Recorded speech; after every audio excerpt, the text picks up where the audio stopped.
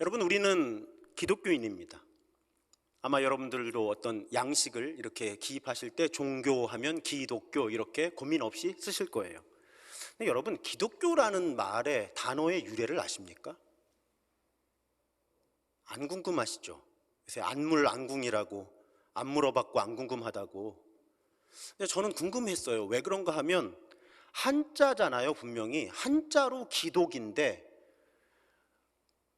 소리도 의미도 그다지 중요하지 않은 단어인 거예요. 이 단어가 별로 의미가 없는 한자예요. 저는 궁금해요. 왜? 이 기독교라고 하는 우리의 종교잖아요. 그런데 우리의 종교 이름이 이렇게 의미 없는, 특별한 연관성이 없는, 어떤 연결점이 없는 한자어 기독으로 이름이 붙여졌을까? 그래서 알아보았습니다. 그랬더니요, 그 유래가 이래요. 중국의 기독교가 먼저 들어왔죠. 그런데 중국 분들이 중국 한자어를 가지고 그리스도를 써야 되는 거예요. 한자로. 그런데 중국어 표기 방법 가운데 외래어를 표기할 때 의미와는 거의 무관하게 소리만 따서 표기를 하는 방식이 있어요. 소리만 따서. 그래서 그리스도라고 하는 발음하고 중국어로 제일 비슷한 한자들을 묶어놓은 단어가 만들어졌는데 그게 기리사독이라는 한자입니다. 우리는 기리사독이라고 읽지만 중국 분들이 읽으면 그래도 그리스도 혹은 영어로 크라이스트, 그리스어로 크리스토스라고 하는 그 단어에 제일 가까운 발음이 나온대요. 저 네 글자가. 근데 길잖아요. 중국 교회가 저 기리사독이라는 단어를 쓰다가 네 자가 기니까 앞 글자하고 뒷 글자를 따서 기독 두 글자만 쓰기 시작한 거예요. 그런데 우리 한국 교회는 그냥 그 단어를 갖다 쓴 거죠. 근데 결과적으로 보면, 우리 입장에서 보면 기독이라고 하는 글자는 소리로도 예수랑 상관이 없고 한자의 의미로도 사실은 별로 종교와는 상관이 없는 그런 단어를 우리는 아직도 그냥 기독교하고 우리 종교에다가 이 이름을 붙여서 쓰고 있는 거예요. 저는 사실은 좀 안타까워요. 왜 그런가 하면 단어라고 하는 거 굉장히 중요하거든요. 이 말이라고 하는 거. 우리가 어떤 단어를 딱 들을 때 혹은 어떤 단어를 딱 말할 때 이 단어가 뭔가 의미를 생각해내게 하고 그 의미를 깨닫게 하고 그런 작용이 우리에게서 일어나면 더 좋거든요. 그런데 이 기독교 혹은 기독교인이라고 하는 단어는 우리에게 그런 작용을 못하는 단어가 된 거예요. 소리로도 예수랑 상관없고 의미로도 예수랑 상관없는 그런 단어이기 때문이죠. 그래서 저는 사실은 의도적으로 기독교 혹은 기독교인이라는 단어보다는 그리스도교 또 그리스도인 이런 단어를 쓰는 것이 우리에게 훨씬 더 도움이 된다고 봅니다. 실제로도 그런 단어를 많이 사용해요. 왜요? 그 단어는 직접 우리에게 알려주잖아요. 우리가 갖고 있는 종교가 어떤 종교예요? 그리스도교예요. 예수 그리스도를 따르는 종교예요. 딱 떨어지잖아요. 우리가 어떤 사람들이에요? 기독교인이에요 하면은 그냥 종교인 같아요. 그런데 우리가 그리스도인이에요 하는 순간, 아, 나는 예수 그리스도를 따르는 사람이에요 하고 아예 그 단어가 우리가 어떤 사람인지 그 정체성을 우리에게 부여해 준다는 거죠. 그래서 여러분, 기독교인이 된다는 건 예수를 따라 살겠다는 뜻이에요. 기독이라고 하는 단어가 여기까지 우리를 안내를 못 해주기 때문에 유감스러운데, 사실은 일상에서 예수 따라 사는 사람들 특별한 얘기가 아니고요, 그냥 기독교인이 되자는 거예요. 기독교인이라는 말 자체가 그리스도인이라는 뜻이고 그리스도인이라는 말 자체가 예수를 따라 사는 사람들이라는 말 뜻이에요. 우리가 그 부분이 약해져 있는 거죠. 그러니까 기독교인은 그냥 기독교라는 종교를 가진 사람, 여기에 머무는 거예요. 사실은 기독교인은 그리스도교인 혹은 그리스도인, 예수를 따르는 사람이에요. 말 자체 뜻이 그래요.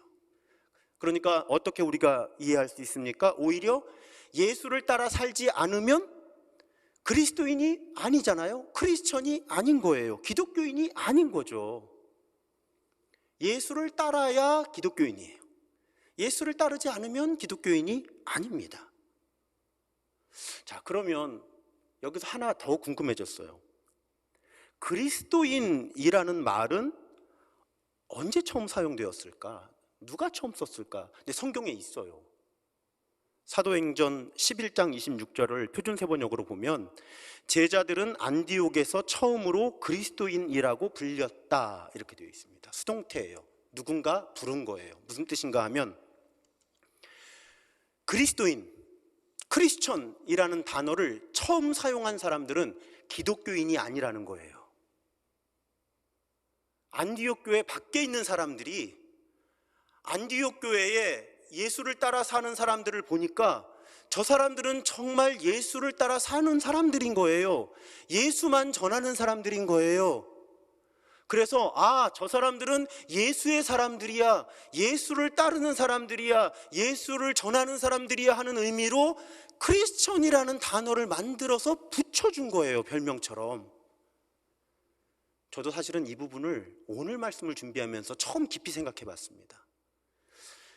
예수 믿는 사람들이요, 스스로를 크리스천이라고 이름 붙인 게 아니고요, 예수님을 따라 살았더니 주변에 있는 사람들이 저 사람들은 그리스도를 따라 사는 사람들이야, 그리스도만 전하는 사람들이야 해서 크리스천이란 말을 만들어서 붙여줬다는 거예요. 예전에 그 단어가 생각났어요. 저 어릴 때 많이 썼어요. 예수쟁이. 예수쟁이. 누가 너무 헌신적으로 예수를 전하고 또 예수 따라 살고 하면 어떤 사람들은 놀리는 말로 사용했지만 또 어떤 사람들은 존경하는 표현을 담아서 예수쟁이라는 별명을 붙여주었습니다. 이 단어가 생각났어요.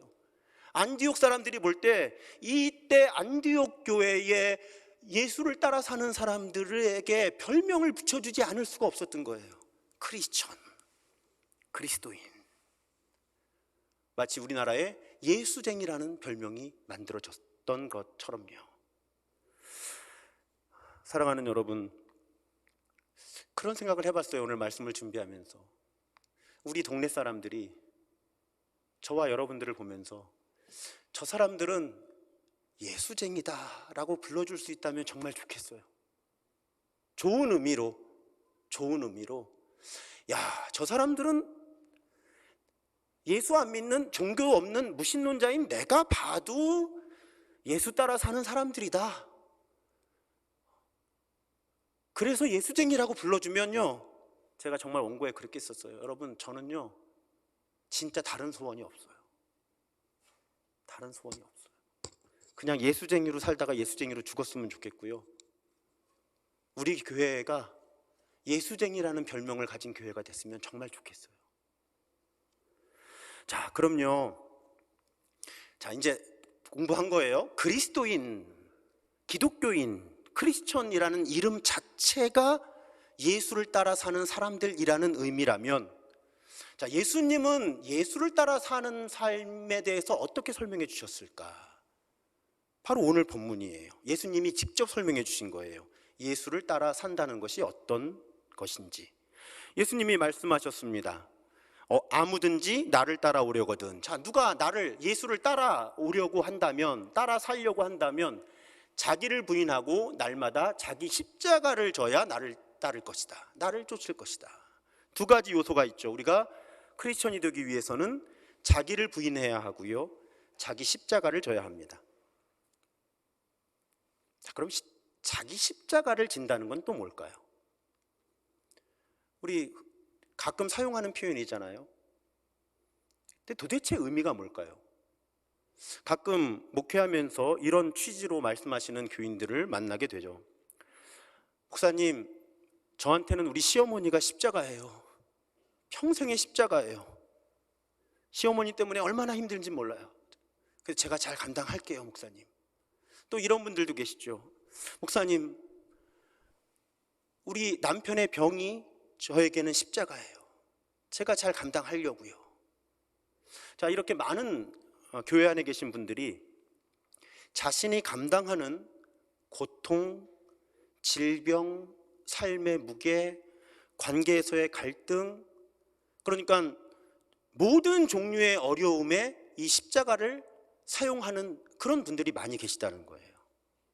근데 오늘 본문을 깊이 살펴보면 예수께서 예수를 따르려는 사람들에게 지라고 하시는 십자가는 사실은 이런 종류의 십자가를 말씀하는 건 아니에요. 폭넓게 보면 다 포함할 수 있겠지만 적어도 예수께서 주변에 있는 사람들에게 나를 따르려면 자기 십자가를 져야 해 하고 말씀하시는 이 장면에서 예수님이 언급하신 십자가는 제가 앞에서 말씀드렸던 그런 모든 종류의 삶의 무게와 고단함과 고통과 고난과 이런 것들을 의미하는 건 아니라는 말씀이에요. 그럼 무슨 뜻이었을까요? 중요한 포인트 하나를 말씀드릴게요. 여러분, 지금 예수께서 제자들에게 나를 따르려면 십자가를 져야 돼 하고 말씀하실 때 이 시점이요, 예수께서 십자가를 지시기 훨씬 전이라는 거예요. 그러니까 지금 제자들은, 이 주변에 예수님의 말씀을 듣고 있는 사람들은 예수님하고 십자가를 연결시킬 수 있는 상황이 아니에요. 우리랑 전혀 다른 상황인 거예요. 지금 제가 다 뒤져봤거든요. 그랬더니 마태복음, 마가복음, 누가복음, 이 공관복음 세 곳 모두에서 사실상 예수님이 처음 십자가라는 단어를 지금 꺼내신 거예요. 처음 사용하신 거예요. 그러니까 예수 곁에 있던 사람들도 난데없는 얘기를 들은 거예요. 나를 따라오려고? 나를 따르려면 십자가를 져야 될 텐데. 우리와는 전혀 다르죠. 우리는 이미 예수께서 십자가를 지신 것을 알고 있고 십자가의 의미를 매우 폭넓게 해석할 수 있는 경험을 우리는 갖고 있는 거예요. 그런데 지금 예수의 말씀을 처음 듣는 이 사람들은 우리와는 전혀 다른 경험을 하고 있다는 거예요. 제가 이걸 어떻게 예를 들어 드릴까 엄청 고민을 했는데, 여러분, 한번 제가 이렇게 말씀드려 볼게요. 여러분, 우리가 예수를 따라 살기 위해서는 수갑을 차야 합니다. 자, 눈빛들이 다 말해주고 있어요. 이게 도대체 무슨 말씀인가? 여러분, 제가 만약에 우리가 예수를 따라 타려면 수갑 차고 구치소에 들어가야 합니다라고 말씀을 드린다면 여러분 의아해 하시잖아요. 지금 제자들은 딱 그런 기분이에요. 지금 여러분들의 기분, 이게 뭔 소린가? 왜 예수를 따르려고 하는데 십자가를 지라고 하시지? 왜 그럴까요? 여러분, 이 시대의 십자가가 무엇이었죠? 사람 사형시키는 도구였어요. 사형을 집행하는 그 도구가 십자가였다는 거죠. 그러니까 지금 이 예수의 가르침을 처음 듣는 사람들은 우리처럼 십자가가 낭만적이지 않아요.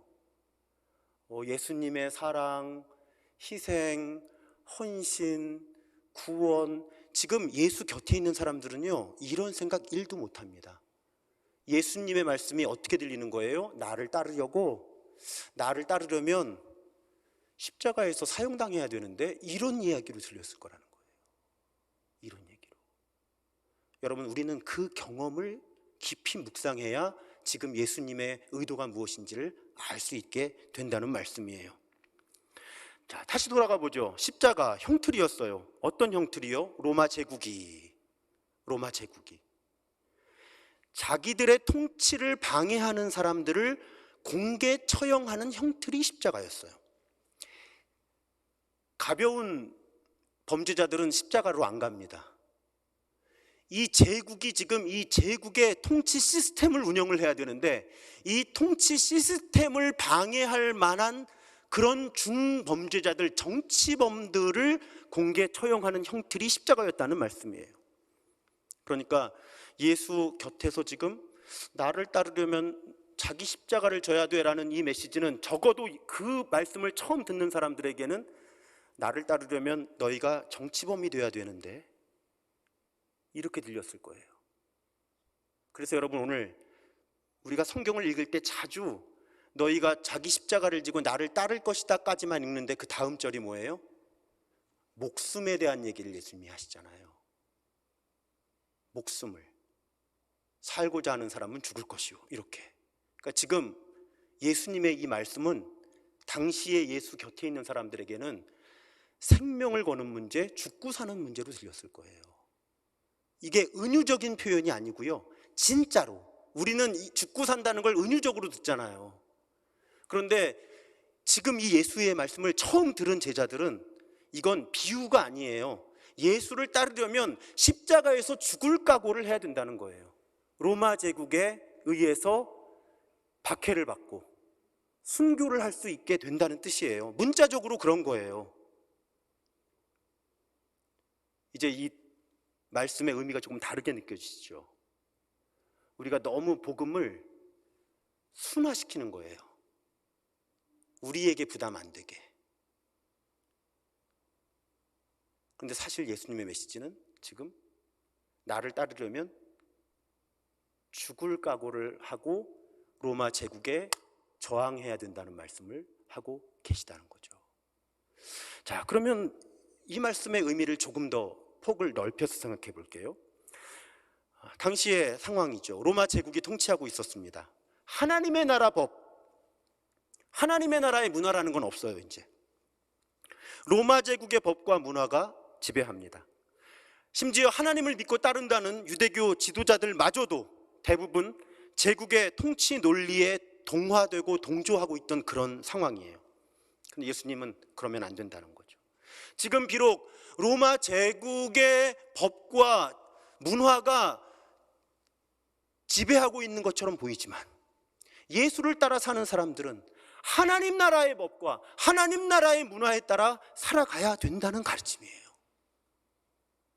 그런데 그러면 분명히 차별과 불이익을 경험할 수밖에 없을 것이다. 심지어는 박해와 죽음을 각오할 수도 있을 것이다. 그래도 너희들이 그 불이익을 감수하고 나를 따를 수 있겠느냐? 바로 이 표현이 예수님의 의도인 거예요. 낭만적이지 않습니다. 온통 로마 제국의 법과 문화가 통치하는 것처럼 보이는 세상 속에서 하나님 나라의 법과 문화에 따라 살 수 있겠느냐? 부딪혀가면서 정말 십자가를 지고 죽을지도 모르는데 예수님이 그렇게 도전하고 계신 거예요. 게다가 누가복음의 본문은 날마다라는 표현을 사용합니다. 다른 복음서와는 달리. 그러니까 여러분, 십자가를 져야 된다는 이 가르침은 거룩하게 구분된 안식일과 주일의 문제가 아니었다는 거예요. 날마다예요. 일상의 문제라는 거예요. 일상 속에서 세상 속을 살아가면서 이 세상은 그렇지 않은데 하나님 나라의 법과 문화에 따라서 살아내야 한다는 거죠. 날마다. 그러면서 부딪히게 되는 차별과 불이익, 그것이 십자가입니다. 하나님 뜻에 따라 사느라고 내가 감당하게 되는 차별과 불이익, 그게 십자가예요. 그게 예수님께서 우리에게 지라고 하시는 십자가입니다. 여러분, 세상이 정의로운가요? 그렇지 않을 때 많습니다. 자, 옳은 것은 옳다고 하고 잘못된 것은 잘못된 것이라고 말을 해야 되는데 이거 쉽지 않아요. 목사도 쉽지 않습니다.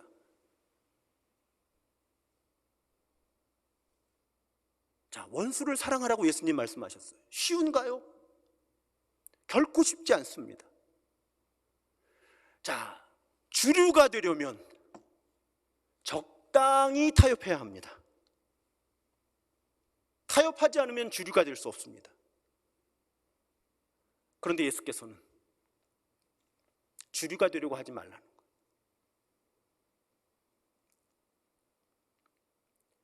하나님의 공의와 하나님의 사랑을 담아낸 삶을 살라는 겁니다. 세상의 주류 문화가 어떻든지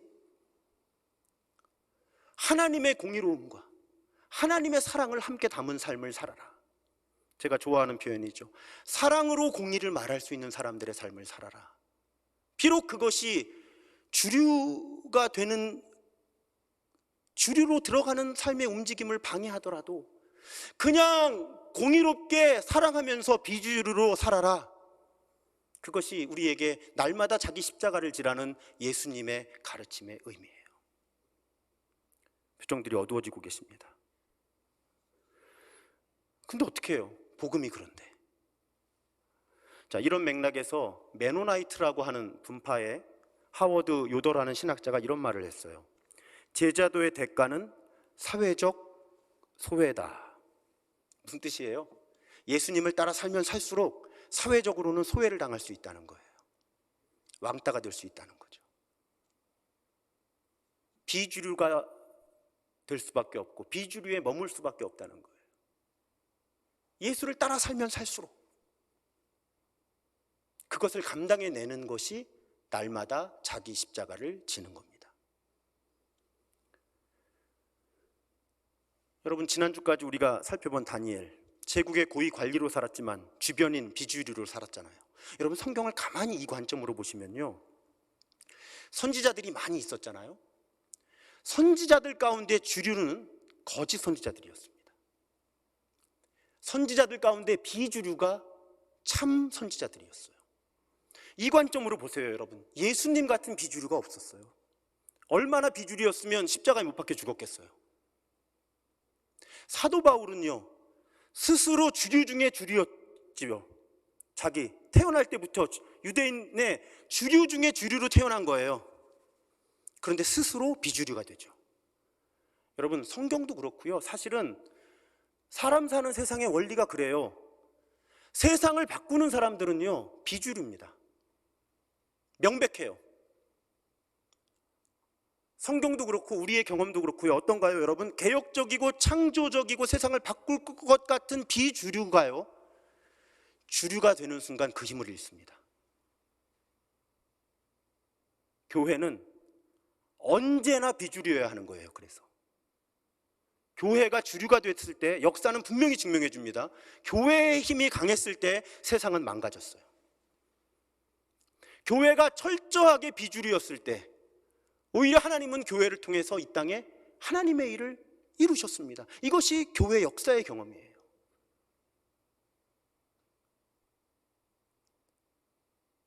문제는 우리가 그 길을 기뻐할 수 있겠는가?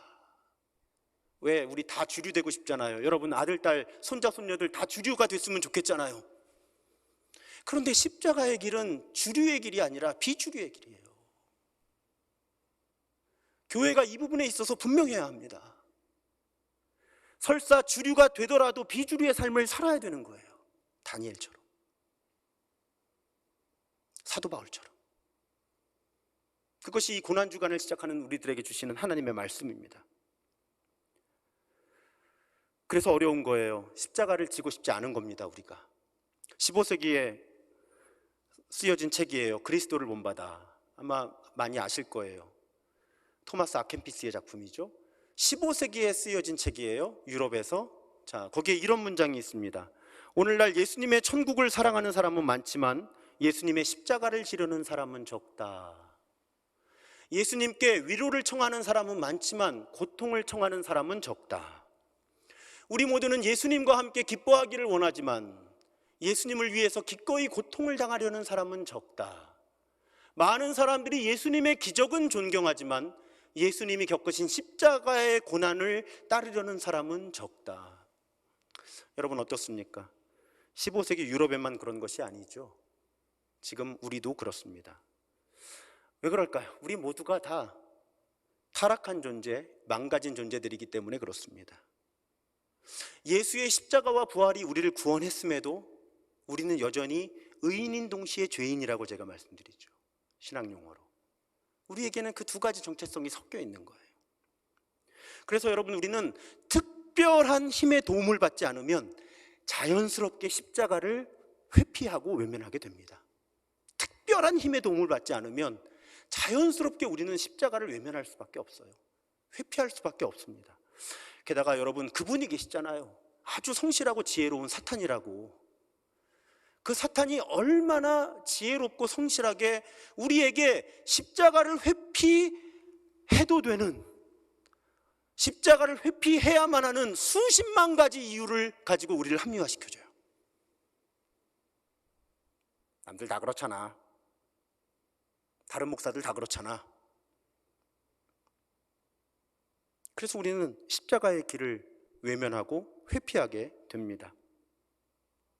그래서 예수께서 날마다 자기 십자가를 져야 한다는 가르침을 주시면서 함께 주신 가르침이 자기를 부인하고가 되는 거예요. 자기를 부인하지 않으면 십자가를 날마다 질 수가 없기 때문입니다. 자기를 부인한다 하면 제가 떠오르는 사건이 하나 있어요. 제가 오래전에 청소년 사역을 할 때 고난주간이 되었습니다. 그래서 이제 청소년들에게, 얘들아, 고난주간에는 자기가 좋아하는 것을 절제하는 게 좋아. 자기가 좋아하는 것 하나를 우리가 절제해보자. 목사님은 커피를 너무 좋아하기 때문에 커피를 좀 절제해볼게. 그랬더니 어떤 아이가, 목사님, 제가 결심을 했습니다. 제가 정말 좋아하는 것 한 가지를 절제하겠습니다. 절대 안 하겠습니다. 일주일 동안. 그래, 아무개야, 뭔데? 제가 공부를 너무 좋아하는데요, 제가 일주일 동안 절대로 공부를 하지 않겠습니다. 그랬더니 주변에 얼마나 많은 아이들이 공감하는지, 목사님, 저도 공부, 책 읽는 거 너무 좋아하는데요, 제가 일주일 동안 책을 손에 들지 않겠습니다. 목사님, 제가 학원 가는 거 너무 좋아하는데요, 일주일 동안 학원을 절대 가지 않겠습니다. 그랬더니 일이 떠올라요. 여러분, 자기를 부인한다고 하는 것은 무조건 자기가 하고 싶은 것을 거부하는 게 아니고요, 오늘 말씀의 맥락에서 보면 우리 안에서 나로 하여금 내가 날마다 감당해야 되는 그 십자가를 회피하게 만드는 그 힘을 알아채고 그 힘에 저항하는 것이 자기 부인, 자기 부정의 본질이에요. 그냥 무조건 뭐 하나 끊어내는 게 의미가 아니고요, 무조건 뭐 하나 절제하는 것 자체가 목적이 아니고요, 우리 안에 충돌하는 힘이 있다는 거죠. 십자가를 지려는 힘과 십자가를 회피하려는 힘, 그 가운데 십자가를 회피하려는 힘을 거부하는 것이 자기 부정이에요. 자기 부인입니다. 이 과정을 통해서 우리는 십자가를 날마다 질 수 있게 되는 것입니다. 이 가르침을 한 절로 가장 잘 압축해서 설명하고 있는 성경 말씀이 갈라디아서 2장 20절이에요. 내가 그리스도와 함께 십자가에 못 박혔나니, 내가 그리스도와 함께 십자가에 못 박혔나니, 그런즉 이제는 내가 사는 것이 아니요 오직 내 안에 그리스도께서 사시는 것이라. 자, 우리 안에 두 종류의 정체성이 있는 거죠. 십자가를 지고 예수를 따르려는 정체성과 예수의 은혜는 구하지만 십자가는 지려고 하지 않는 정체성. 그 가운데 십자가를 외면하고 회피하게 만드는 나는 죽고 기꺼이 날마다 내 십자가를 짓고 예수를 따르려고 하는 그런 나는 살아남는, 그것이 자기 부인의 본질입니다. 우리 다 간격이 있잖아요. 내가 추구하고 싶은 것과 예수님이 추구하라고 하시는 것, 때로는 간격이 멀죠. 그럴 때 여러분, 우리의 믿음이라고 하는 것은 기를 쓰고 기도해서 예수님 뜻을 끌어내려서 내 뜻에 맞추는 그런 믿음이 아니라, 반대로 기를 쓰고 내 뜻을 움직여서 예수님 뜻에 갖다 맞추는 그런 믿음이어야 한다는 것이죠. 기왕 금식하면서 울며 불며 기도할 거면 하나님 뜻을 끌어내려서 내 뜻에서 맞추려고 그렇게 금식하지 말고, 어떻게든 내 뜻을 끌어올려서 예수님 뜻에 맞추려고 기도하는 그런 기도, 그런 금식, 그런 태도가 십자가를 지는 영성입니다. 그럴 때 여러분, 여기까지만 설교하면 너무 마음이 무겁잖아요. 그래서 여기서 또 우리가 반드시 깨달아야만 하는, 살펴봐야 하는 가르침이 있습니다. 십자가에 역설이 있어요. 충돌하는 가치가 있는데, 아주 쉽게 말씀드리면 십자가는 절대로 무겁지만은 않습니다. 십자가는 가벼워요. 왜냐하면 예수님이 그렇게 말씀하셨거든요. 마태복음 11장 30절에 내 멍에는 쉽고 내 짐은 가볍다. 예수님의 멍에는 쉽고 예수님의 짐은 가볍다 그랬어요. 그런데 십자가가 무겁기만 하면 안 되잖아요. 이건 예수님의 가르침이 충돌하는 거잖아요. 그러니까 분명히 십자가는 가볍기도 하다는 거예요. 자, 어떻게 십자가가 무거우면서 동시에 가벼울 수 있을까? 이 역설을 어떻게 설명할까? 토머스 아켄피스의 그리스도를 본받아를 조금 더 읽어보았습니다. 아켄피스도 분명해요, 여러분. 영적으로 성숙하면 십자가는 무거워집니다. 그러니까 지금 함께 예배하는 분들 가운데 나는 날마다 져야 하는 내 십자가가 뭔지 모르겠다 하시는 분보다는 십자가가 정말 버겁습니다 라고 하는 분이 더 영적으로 성숙한 분일 가능성이 높다는 뜻이에요. 가능성이 높다. 그런데 아킨피스는 이렇게 말합니다. 그대가 기꺼이 자신의 십자가를 진다면 마침내 그 십자가가 그대를 지고 그대가 원하는 목적지까지 이끌어 줄 것이다. 한번 같이 읽어볼까요? 이런 말은 좀 외우셔도 좋겠어요. 시작. 그대가 기꺼이 자신의 십자가를 진다면 마침내 그 십자가가 그대를 지고 그대가 원하는 목적지까지 이끌어 주리라. 내가 십자가를 지는 것 같은데 사실은 십자가가 나를 이끌어서 나를 영원한 생명의 길로 이끈다는 것입니다. 이걸 또 어떻게 설명할 수 있을까 고민해 보았는데요, 여러분. 그런 비유가 생각났어요. 자, 운동선수가 힘든 훈련을 감당합니다. 자, 올림픽 메달이 목표예요. 그래서 그 올림픽 메달을 따기 위해서 정말 힘든 훈련을 감당해냅니다. 그러면 여러분, 우리가 바라보면 그 선수가 훈련을 감당하는 것 같아요. 근데 여러분, 나중에는 어떻게 됩니까? 이 훈련이 이 선수를 금메달로 이끄는 거죠. 이 선수가 훈련을 감당하는 것 같은데 다른 관점에서 보면 이 훈련이 이 선수를 금메달로 이끄는 겁니다. 그래서 영어 격언 가운데 노 크로스 노 크라운이라는 말이 있죠. 참 미국 영어권 사람들은 이 앞글자 맞추는 걸 너무 좋아해서 NO에다 CRO까지 막 똑같은 글자를 만들어낸 거예요. 무슨 뜻이죠? 십자가 없이는 멸루관도 없다.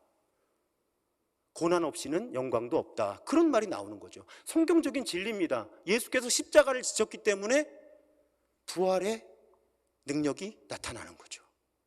우리 마찬가지입니다. 십자가를 지지 않으면 예수를 따를 수 없는 거예요. 그러면 영원한 생명과 구원이 없는 거죠. 십자가 없는 구원은 없는 겁니다. 십자가 없는 구원은 없는 거예요. 그런데 문제는 내가 죽을 뚱살뚱하면서 이 십자가를 지고 인생을 살아간다 하는데 사실은 내가 지는 것 같은 이 십자가가 나를 지고 가고 있는 거예요, 지금. 여러분, 저는요, 지금 저랑 함께 예배하는 분들이, 모든 분들이 이 경험까지 가셨으면 좋겠어요. 이 경험을 하는 순간 기독교라고 하는 종교는 전혀 다른 종교가 됩니다. 이 경험 전까지는 고행인 거예요, 그냥. 아이고, 주일인데 교회 가야 돼. 월급 들어왔네, 11조 계산해야 되나. 하나님 좀 면세 안 되나요? 아유, 또 전도. 모든 것이 고역인 거예요. 그런데 내가 십자가를 지는 것이 아니라 십자가가 나를 지고 간다는 이 경험을 하는 순간부터 가벼워지는 겁니다.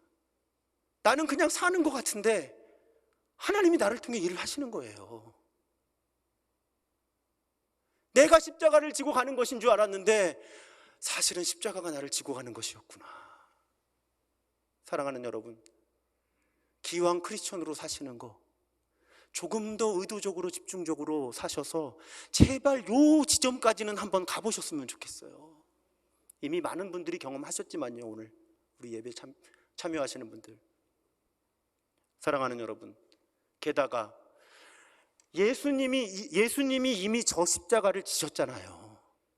최종적으로 완전하게 지셨잖아요. 그 예수님이 우리가 십자가를 질 수 있게 힘을 주세요. 예수님이 안 해본 거라면 모르겠어요. 예수님이 이미 감당하셨잖아요.